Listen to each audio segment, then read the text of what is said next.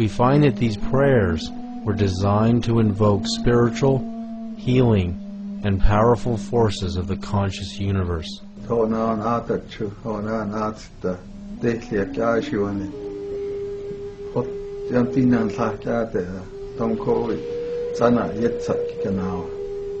I mean by that is that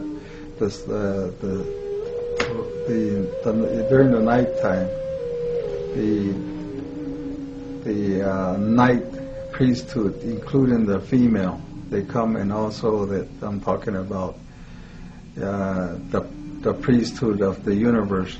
They only come and show themselves instantaneously, is what that passage means when you're doing our prayers. When we communicate them with directly, that is a prayer that they use. The language of the Zuni is a very unique language in that there is no other Indian tribe that has any connection with the Zuni language.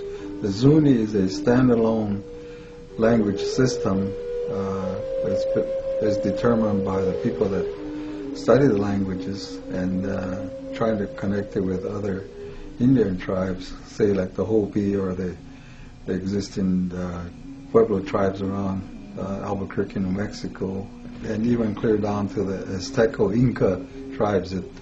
And the ethnologists and the linguists have never found any connection to any of the Zuni language, so it's a standalone system by itself as far as the language is concerned.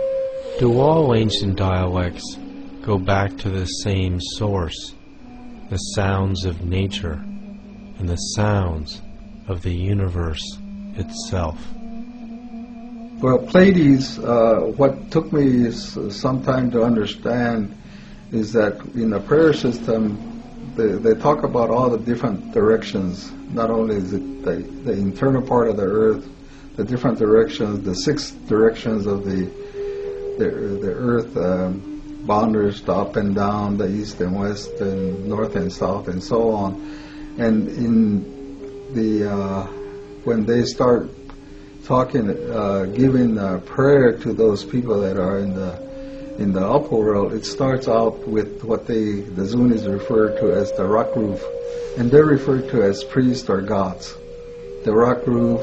Then the next one is the moon and the sun, the Big Dipper, and as it goes up, then it talks about the 7. The 7 took me a long time to figure out that was referring to Pleiades. Pleiades having got 7 star group or whatever it is, and then above that is the supernova. The supernova group, and depending on the specific functions of the Medicine Order Society, then again it expands into other star systems, and also certain parts of certain stars stars or planets in the universe, depending on what their specific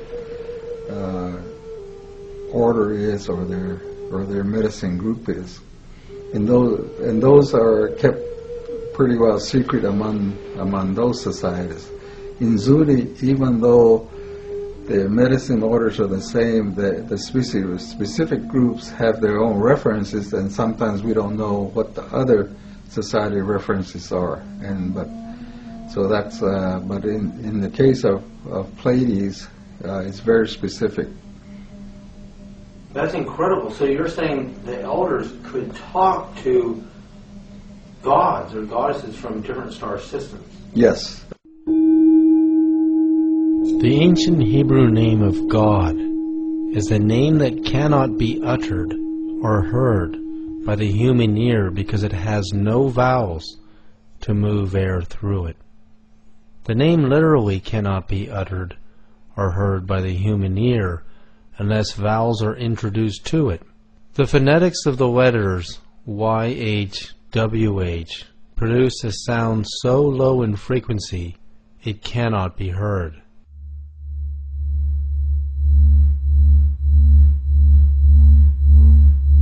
The sound of the sun was considered by most ancient religions as the most sacred sound of the universe. It is a sound that cannot be heard by the human ear, because the human ear only hears between 20 and 20,000 hertz. The sound of the sun is much lower in frequency and also much higher in frequency than we can hear. Could the sound of the sun be part of the universal language system? NASA has recorded the actual sound of the sun in deep space and compressed the inaudible waves so that human ears can hear it. If we listen to the sound, we can hear and feel a deep vibration. The sound of the sun recorded by NASA is precisely as the ancient Hindus had described it in the Vedas thousands of years ago. It is a mantra that can be intoned with human speech as Om.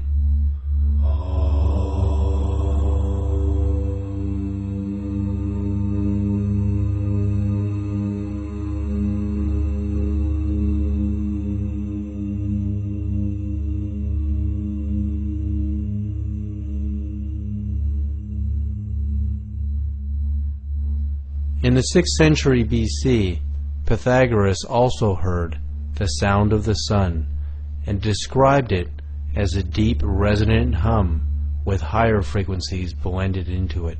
How did the ancient Hindus know this mantra if it could not be heard by the human ear? Could they have actually peered into the universal consciousness and perceived it?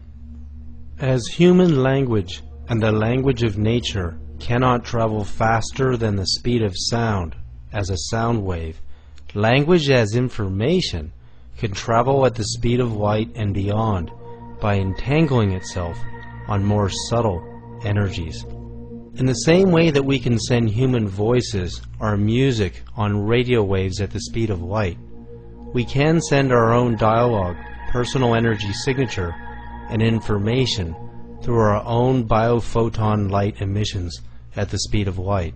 While the speed of light is useful to communicate within the solar system, it cannot take us far beyond it in any reasonable amount of time.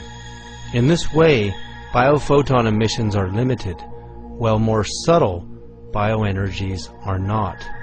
Dr. Tiller's discovery of the psychic force as subtle energies emanating from the human body of consciousness demonstrates how our personal information can travel on subtle energy frequencies at the speed of light squared, cubed, and beyond.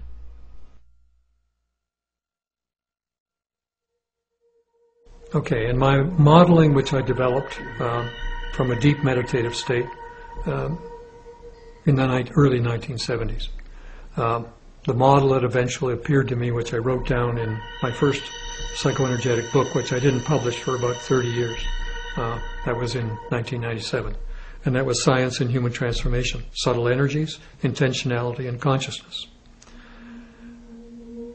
So in that, I draw a Minkowski diagram with the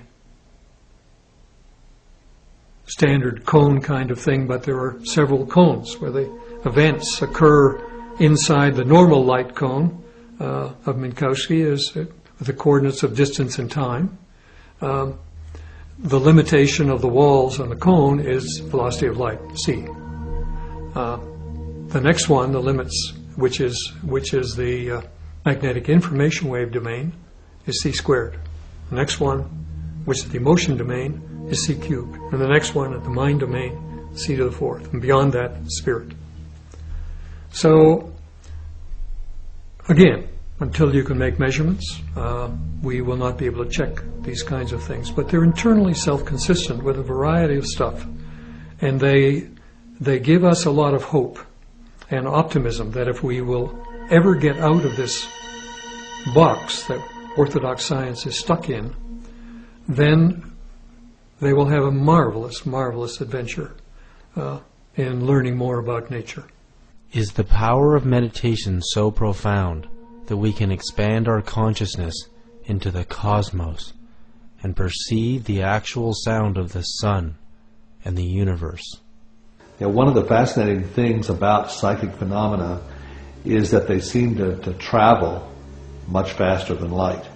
And a piece of evidence to back that up, and there are actually now several experiments, but the first one that I learned about was by a Russian scientist named Podshibian, probably back in the 60s, I believe.